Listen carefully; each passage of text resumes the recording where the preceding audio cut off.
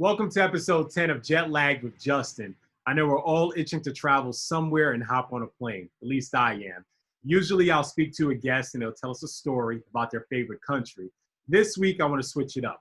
I'm going to give you my top 10 travel tips. So without further ado, silence. Drop the beat.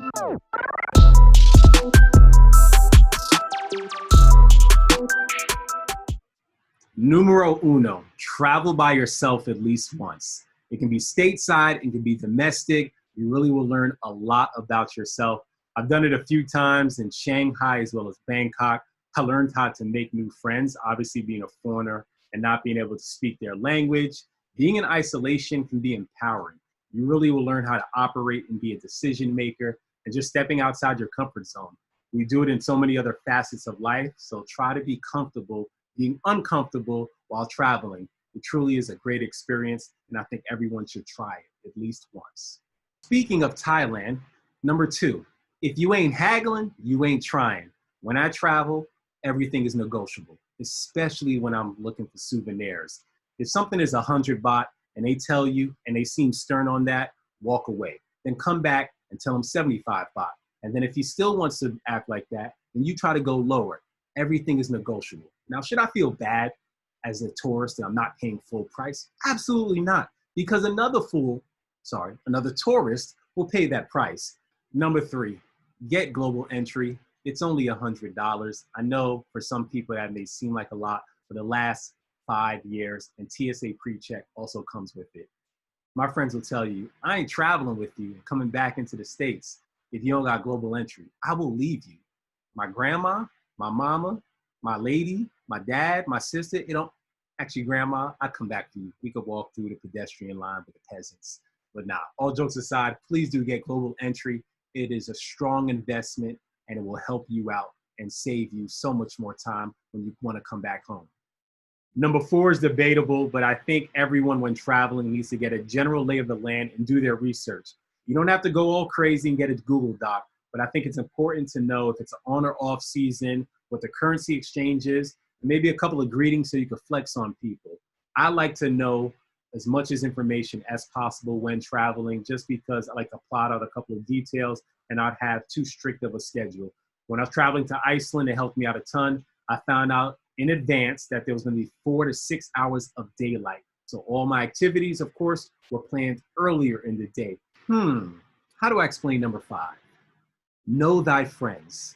Please know that when you are traveling with a group of people, whether you know them or you don't, those people that you see stateside can be completely different abroad.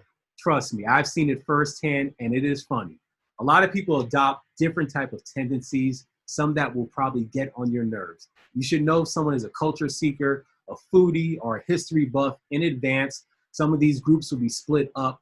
I've been fortunate for my trips when I've been on groups that I haven't had any issues, at least on my end. Number 6, please make copies of important documents. That could be your driver's license, your passport. The last thing you want to do is be stuck in another country because you don't have these. It could be stolen, it could be pickpocketed, or it could even be lost. Please just do it. Text it to yourself or even email it. It's a very simple process in advance, and it'll save you from a horror story that I've heard far too many times. Next up, number 7. When traveling, I think everyone needs to try their best to have a loose schedule. I always hear about people having rigid, intense, hour-by-hour, detailed schedules, and those are fine, and to each his own. But I think sometimes we miss out on hidden gems because we booked a trip in advance and threw a down deposit. And a lot of things about traveling are just spontaneous. You meet people, you meet a group of people, they invite you to places, and who knows? Because of you having a rigid schedule, that may stop you from finding a hidden gem. Number 8, these are for all my folks that want to get as many countries as they can in a short time span. And you know the best way to do that? That is exploring a country during your layover. Plan it, map it out, do what you got to do, get that quick visa. If you're 24 hours in a city, that means you explore the city. It counts as long as you leave the airport. A lot of main cities are nearby airports. Just make sure if you step away from that airport that you factor in traffic and you know how to get back to your gate. The last thing you want to do is miss that connecting flight. I've almost almost been there before. Number 9, the locals are the plug. Talk to them. They're going to have information about places you won't see on the website. A lot of websites steer you wrong. They give you information that could be dated or just flat out incorrect.